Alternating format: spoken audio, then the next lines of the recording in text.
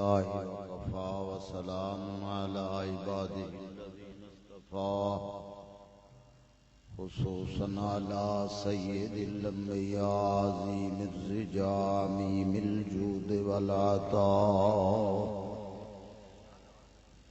ماحي الذنوب والخطا شافي يوم الجزاء در الله المكنون سر الله المخزون عالم ما كان وما يكون محمد المصطفى والمجتبى والمرتضى وعلى آله وأصحابه أولي الصدق والصفاء والوفاء أما بعد فأعوذ بالله من الشيطان الرجيم بسم الله الرحمن الرحيم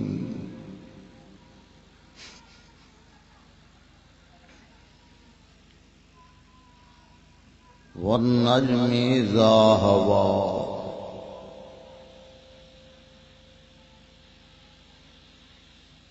وفي مقام آخر هل يستوي الذين يعلمون والذين لا يعلمون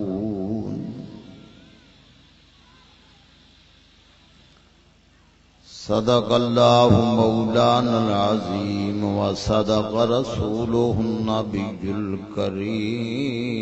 الأمين ونحن على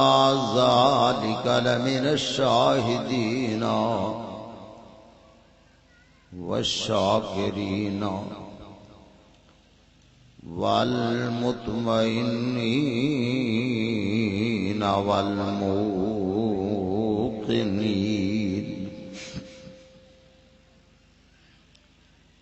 إن الله وملائكته يصلون على النبي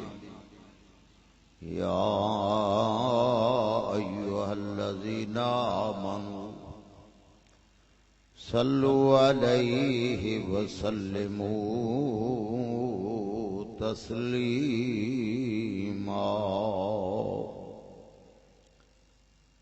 پڑھی اللہم صلی علی سیدنا و مولانا محمد وعلى آل سيدنا ومولانا محمد وبارك وسلم عليه پڑھی الصلاة والسلام عليك يا سيدي يا رسول الله الصلاة والسلام عليك يا سيدي یا شفیع المذنبین وعلی آلک وصحابک یا رحمت للعالمین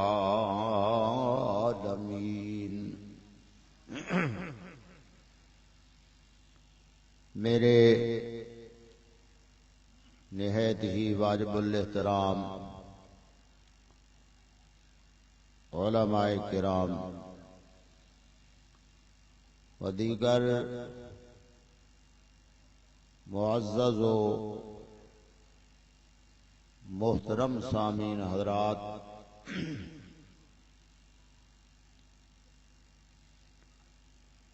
یہ روحانی نورانی پیر طریقت راہبر شریعت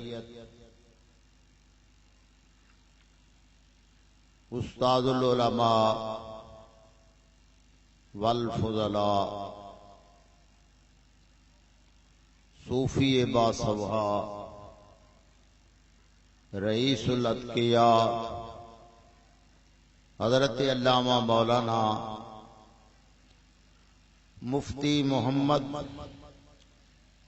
عبد الکریم صاحب رحمت اللہ تعالی علیہ کی عرس مبارک کی تقریب ہے۔ آپ کے تلامذہ، آپ کے مرید، آپ کے ساتھ محبت کرنے والوں کا یہ جمع غفیر ہے۔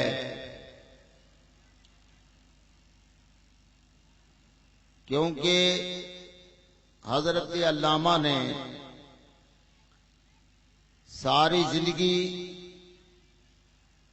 دین کی غلامی، اللہ اور اللہ کے رسول کی رضا کی خاطر کی۔ یہ مولانا صاحب کے اخلاص کی مقناطیسی صفت ہے اور یہ کشش ہے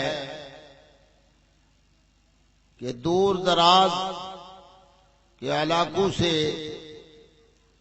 آپ سے محبت کرنے والے، پیار کرنے والے کشاں کشاں آ رہے ہیں، جوق در جوق تشریف لا رہے ہیں۔ اللہ کا ولی جو ہوتا ہے نا، اس کی محبت، اس کا پیار، اس سے نسبت، ہر نسبت، ہر تعلق، ہر پیار وہ فانی ہے، مگر اللہ والے کا پیار اور اس کی محبت وہ باقی ہے۔ وہ دنیا کے اندر بھی کام آئے گی اور قبر کے اندر بھی کام آئے گی اور میدان معاشر کے اندر بھی کام آئے گی۔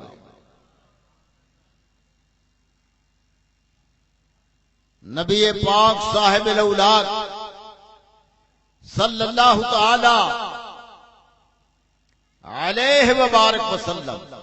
اللہ اکبر۔ مولانا کی عمر اتنی نہیں تھی لیکن محنت بہت زیادہ تھی۔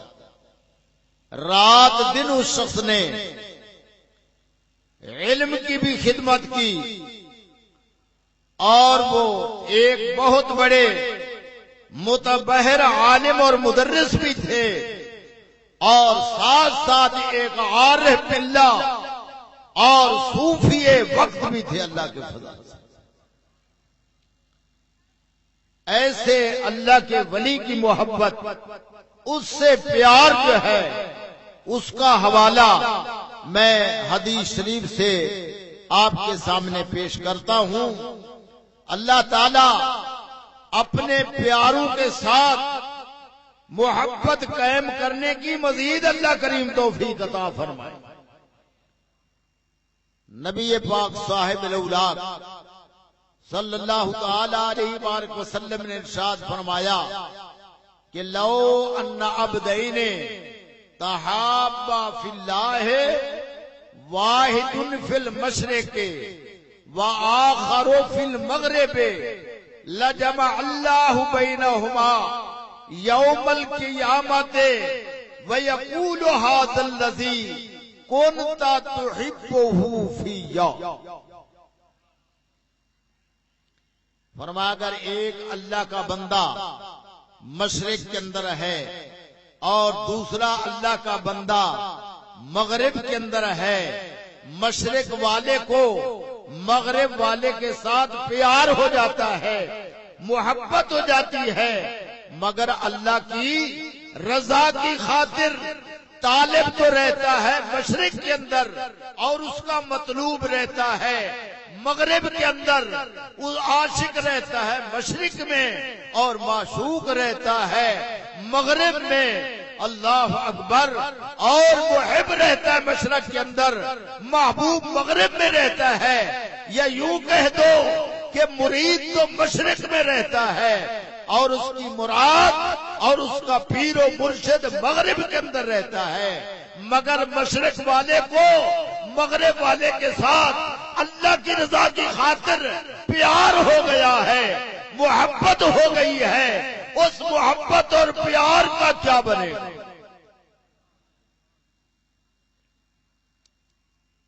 اللہ اکبر۔ نبی پاک صاحب الاولاق صلی اللہ تعالی علیہ وبارک وسلم نے ارشاد فرمایا مشرق کے اندر رہنے والا مغرب کے اندر رہنے والے سے اس کو پیار ہو گیا ہے۔ یہ ذرا آپ توجہ فرمائیں، مشرق اور مغرب کا کتنا فاصلہ ہے، کتنی دوری ہے، پر خدا کی قسم سچی محبت اور سچا عشق جو ہے اس نے یہ سب دوریاں ختم کر دی ہیں۔ نبی پاک نے فرمایا کہ میدان محشر کے اندر اللہ تعالیٰ اس عاشق اور معشوق کو،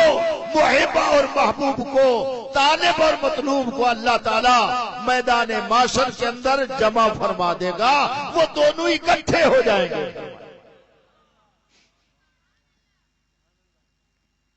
دیکھا نہیں، حدیث پاک کا مقصد یہ ہے کہ اس نے ابھی دیکھا نہیں، مشرق والے نے مغرب والے کو دیکھا نہیں، مشرق والے نے مغرب والے کی کچہری کے اندر اس کی حاضری اس نے نہیں دی، ابھی تک اس نے دستبوسی بھی نہیں کی ہے، چہرہ بھی نہیں دیکھا، مگر مشرق والے نے مغرب والوں کی اداؤں کو سن کر اس کے ساتھ پیار کر لیا ہے۔ تو نبی پاک نے فرمایا وہ محبت کرنے والا یہ نہ سمجھے کہ میری محبت ضائع چلی گئی اور میری وہ محبت کام نہیں آئے گی، میدان محشر کے اندر اللہ تعالیٰ ان کو اکٹھے کر دے گا۔ ملا علی قاری رحمت اللہ تعالی علیہ آپ نے اس حدیث پاک کی شرح کرتے ہوئے آپ نے ارشاد فرمایا کہ اللہ تعالیٰ اس کو، عاشق اور معشوق کو، محب اور محبوب کو، طالب اور مطلوب کو کہاں کہاں جمع کرے گا؟ فرمایا اے بے شفاعت احد مال الاخر، اگر عاشق کو اپنے جرموں کے اندر وہ گرفتار ہے اور وہ چاہتا ہے کہ میری معافی ہو جائے، اللہ تعالیٰ مجھ پر راضی ہو جائے اور اپنے محبوب کی بارگاہ کے اندر عرض کرے کہ حضور مہربانی فرمائیں میری سفارش کر دیں، فرمایا اللہ تعالیٰ اس کو اجازت دے گا کہ اس بندے جو تیرے ساتھ میری رضا کی خاطر محبت کرتا تھا اس کے اندر شفاعت وہ کریں گے، اور اللہ تعالیٰ ان کو فرمائے گا کہ جہاں تو جائے گا اس کو بھی اپنے ساتھ لے جاؤ۔ اللہ اکبر۔ پھر آگے فرمایا چلو اللہ کا بندہ جس محبوب سے محبت کرتا رہا، دیکھیے ہمارا اولیاء کاملین، وہ اولیاء کاملین سلسلہ عالیہ چشتیہ کے ہوں، سلسلہ عالیہ قادریہ کے ہوں، سلسلہ عالیہ سہروردیہ کے ہوں، سلسلہ عالیہ نقش بندیہ کے ہوں، ہمیں سب کے ساتھ پیار ہے، لیکن جب فرمایا وہ چلے جائیں گے جنت کے اندر، یہ نہیں کہ وہ اس سے دور، ایک دوسرے سے دور رہیں گے، نہیں فرمایا بالمجاورت والمزاورت، فرمایا اللہ تعالیٰ ان کو جمع فرمائے گا کہ وہ محبت کرنے والا جو ہے اس کو اپنے محبوب کا پڑوسی بنا کر جنت کے اندر اللہ کریم رکھے گا کہ والمزاورت، اور صبح شام اس کو اس کا دیدار اور زیارت بھی نصیب ہو۔ دنیا کے اندر خواب و زیارت نہیں کر سکا، دنیا کے اندر دیدار نہیں کر سکا، دنیا کے اندر زہری حیاتی میں وہ دستبوسی بھی نہیں کر سکا، آستانہ عالیہ پر بھی حاضر نہیں ہو سکا، درسگاہ کے اندر بھی حاضر نہیں ہوا، شرف تلمذ بھی حاصل نہیں کیا، لیکن اس محبت کا فائدہ تو دیکھو، میدان معاشر کے اندر اس محبت نے ایسا تعلق جوڑ دیا ہے، یہ غلامی والی نسبت ہی ایسی ہے، خدا خدا کی قسم یہ دنیا کے اندر بھی کام آئے گی اور قبر کے اندر بھی کام آئے گی، میدان معاشر کے اندر بھی یہ کام آئے گی۔ اللہ کا بندہ یہ بھی یاد رکھو اپنی مزار کے اندر وہ زندہ ہے۔ الا ان اولیاء اللہ لا یموتون ولکن ینتقلون من دار الی دار۔ اللہ کے ولی جو ہیں وہ مرتے نہیں بلکہ وہ تو ایک گھر سے دوسرے گھر کی طرف منتقل ہوتے ہیں۔ ایک کراچی شہر کے اندر رہنے والا اگر ایک مطلب جگہ پر رہنے والا ہے، وہاں سے منتقل ہو کر دوسری ٹاؤن میں یا محلے میں چلا گیا ہے تو یہ نہیں کہ وہ مر جائے گا، بلکہ اللہ کا بندہ دنیا کے اندر بھی زندہ ہے اور اپنی مزار کے اندر بھی وہ زندہ ہے۔ اللہ اکبر، اللہ کا بندہ زندہ ہے۔ دیکھیو میں نے آیت کریمہ جو آپ کے سامنے تلاوت کی ہے، علامہ قاضی ثناء اللہ صاحب پانی پتی رحمت اللہ تعالی علیہ اس آیت کریمہ کے اندر بیان فرماتے ہیں کہ وَالنَّجْمِ إِذَا هَوَا، اللہ کریم فرماتا ہے کہ مجھے نجم کی قسم ہے، واہ قسمیہ ہے، مجھے نجم کی قسم ہے۔ نجم کا اطلاق شمس پر بھی آتا ہے، قمر پر بھی آتا ہے، ستارے پر بھی آتا ہے۔ آپ فرماتے ہیں یہاں نجم سے مراد مومن کامل ہے، اور وہی مومن کامل اذا ہوا، اس سے مراد اس کی موت ہے۔ اللہ کریم فرماتا ہے کہ جب مومن کامل جو شمس ولایت ہے، جو قمر ولایت ہے،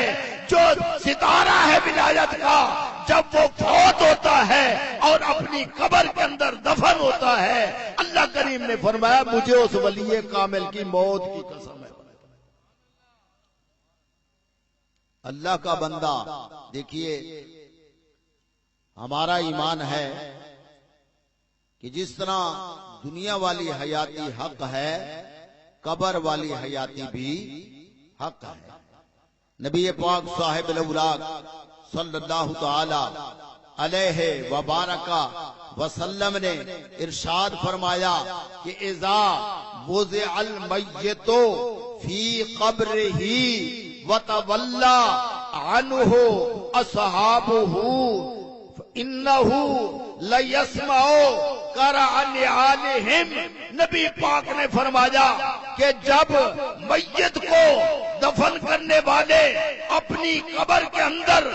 دفن کر کے واپس ہوتے ہیں تو ان کی جوتیوں کی آواز جو ہے میت اپنی قبر کے اندر سنتی ہے۔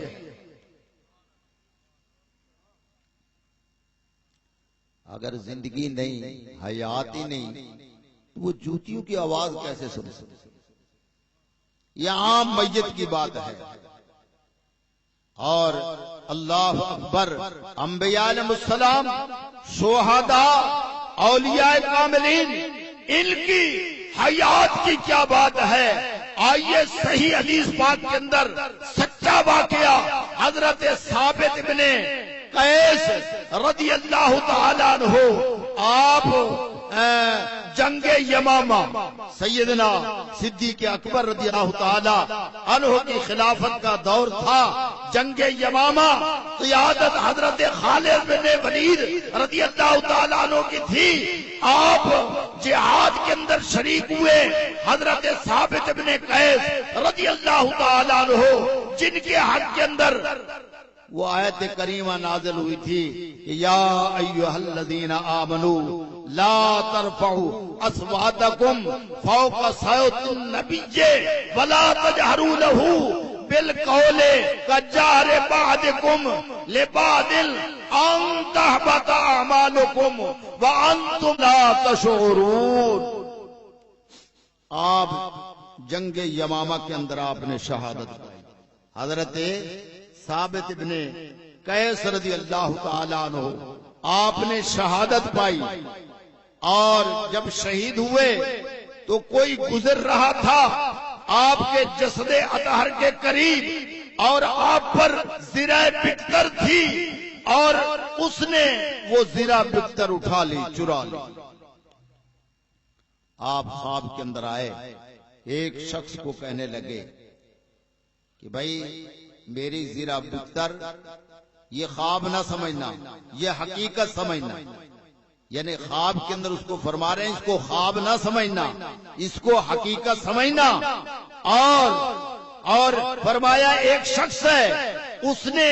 میری زرہ بکتر اٹھائی ہے اور اس کا گھر آبادی کے آخر میں ہے، اور ایک گھوڑا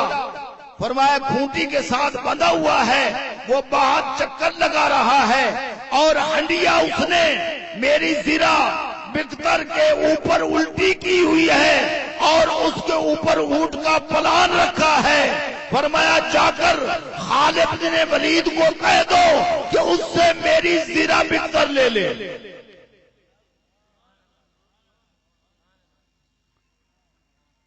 یہ وصال کے بعد ہے، یہ وصال کے بعد ہے۔ فرمایا زرہ بکتر میری فلاں شخص نے میرے جسم سے اتاری ہے، میرا جسم اس وقت میرے قریب دوسرا کوئی نہیں تھا، اور اس نے زرہ بکتر اتار کر فرمایا اس نے وہاں رکھی ہے، اس کے اوپر اس نے ہنڈیا، ہاں جی کھلے منہ والی ہوگی نا کوئی، وہ الٹا دی ہے، اور وہ نیچے ہنڈیا، اور اس ہنڈیا کے اوپر اونٹ کا پلان اس نے رکھ دیا ہے کہ تاکہ کسی کو پتہ ہی نہ چلے۔ اللہ اکبر۔ پر اللہ کا ولی جو ہے جس طرح دنیا کے اندر زندہ ہے وہ قبر کے اندر بھی زندہ ہے۔ آپ نے فرمایا خالد بن ولید کو کہہ دو کہ وہ میری زرہ بکتر اس سے لے لے۔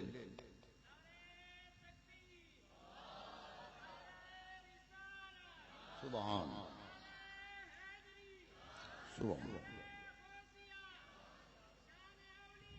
سبحان اللہ، سبحان اللہ۔